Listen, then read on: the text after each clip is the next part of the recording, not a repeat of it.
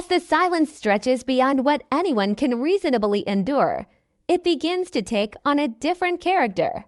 It is no longer merely the absence of action. It becomes an active force, shaping choices, narrowing possibilities, and exerting pressure on everyone caught within its reach. The mansion, once a place defined by routine and familiarity, transforms into a space of constant calculation. Every step feels measured. Every interaction carries weight. The waiting itself becomes a form of confinement. It feels this shift more acutely than anyone else.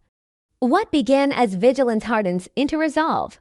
He understands now that time is no longer neutral. Every day that passes without action strengthens those who benefit from inertia and weakens those who rely on reaction. He begins to recognize how silence consolidates power, how inaction allows hidden structures to solidify unseen. This realization changes the way he looks at everything around him. He starts to reassess the past with new clarity. Conversations he once dismissed as insignificant take on new meaning. Decisions he once accepted without question begin to reveal their consequences. He sees now how slowly, deliberately, control has been redistributed away from him, not through confrontation, but through patience. Whoever orchestrated the ambush did not need to win outright. They only needed to delay, to force him into waiting until momentum belonged entirely to someone else. This understanding brings with it a sense of urgency that is both clarifying and dangerous. It knows that action is inevitable, but he also knows that acting without precision would only accelerate loss. Preparation becomes his focus. He revisits old alliances in his mind, testing their strength, questioning their loyalty. He considers what resources remain truly his and which ones have already been compromised. The future no longer feels open, it feels conditional, shaped by choices that must be made soon, whether he is ready or not. Merkin senses this transformation innate long before he articulates it. She notices the way exhaustion gives way to intensity, how fear is replaced by something steadier and more unsettling. Resolve, she realizes, carries its own risks. Fear can hesitate, resolve does not. The thought frightens her not because she doubts Ates, but because she understands what such determination demands. Their conversations change subtly. They speak less about what has happened and more about what cannot be avoided. Words are chosen carefully, not out of distrust, but out of awareness. Both understand that speaking certain thoughts aloud gives them shape, and once shaped, they cannot be taken back. Silence becomes both protection and burden. Merkin finds herself torn between conflicting instincts. Part of her longs to preserve what little stability remains, to cling to the fragile calm that still exists. Another part understands that stability built on delay is an illusion.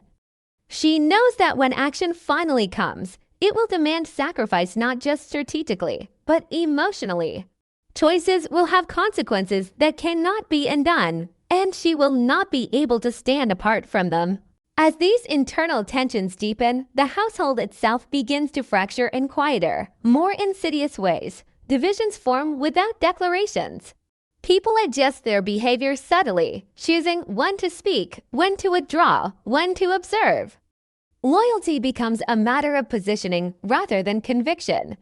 The mansion turns into a place of constant observation, where everyone watches everyone else, waiting for the first unmistakable sign of movement. Routine continues, but it feels performative. Meals are eaten, conversations exchanged, tasks completed, yet none of it feels grounding. The sense that everything is temporary permeates even the most ordinary moments. Normalcy becomes a mask worn out of necessity rather than belief. Haydar thrives within this environment of hesitation. The lack of open opposition reinforces his confidence. To him, silence is not caution, it is submission. Each day without challenge confirms his belief that he has already won. His behavior grows bolder, his words sharper. He no longer feels the need to conceal his influence. What he mistakes for security is, in truth, exposure. Ates notices this change immediately. He recognizes the pattern with unsettling clarity. Power, when left unchallenged, inevitably overextends. Haidar's increasing visibility makes his position easier to define, and defined positions invite resistance. Still, Ates resists the urge to act too quickly. He understands that timing will determine everything. Acting prematurely could collapse what little leverage remains. Waiting too long could surrender it entirely. Nazir, observing all of this from his distance, understands the dynamic better than anyone. His strength has never been immediacy, it has always been timing. He watches Haidar's growing confidence with quiet patience, aware that arrogance creates its own pressure points. Nazir does not interfere. There is no need. The situation is unfolding exactly as pressure dictates. Intervention, at this stage, would only disrupt a process already moving toward inevitability. Ates becomes increasingly certain that Nazir's silence is deliberate, calculated. It is not absence, it is control exercised through restraint. This realization sharpens his sense of urgency. Whatever confrontation lies ahead will not be isolated. It will ripple outward, affecting everyone connected to it. Consequences will not end with a single action. They will unfold over time, reshaping alliances and redefining power. Merkin feels the weight of this understanding settle into her daily life. She becomes acutely aware of how much has already changed without a single dramatic moment. The way people look at one another has shifted. Conversations end more abruptly. Doors feel heavier when they close. The atmosphere itself feels dense, as though it is holding something back. Sleep becomes increasingly elusive. Rest feels irresponsible when the future presses so insistently into the present. Merkin finds herself questioning what safety even means anymore. Is it the absence of immediate danger or the presence of choice? And if choice is already narrowing, what remains worth protecting? As the pressure continues to build, the sense of inevitability becomes impossible to ignore. Everyone involved understands, whether they admit it or not, that the current state cannot hold.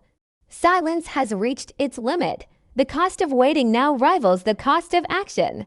The conflict, long contained and carefully managed, begins to edge toward exposure not through chaos, but through necessity. Each character moves closer to a point where inaction becomes more dangerous than risk, where remaining silent demands greater sacrifice than speaking or acting. What lies ahead is not a single confrontation, but a chain of consequences, each triggered by decisions already made. The reckoning, when it arrives, will not feel sudden. It will feel earned, shaped by patience stretched too far, by fear endured too long, by restraint that finally collapses under its own weight.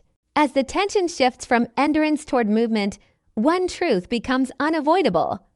Whatever emerges from what follows will not resemble what existed before. Survival alone will no longer be enough. The question will no longer be who endures, but who controls what remains when endurance is no longer possible, and what must be sacrificed to claim that control. And in that realization, the waiting finally begins to give way not to peace, but to motion, irreversible and already set in motion long before anyone was ready to admit it.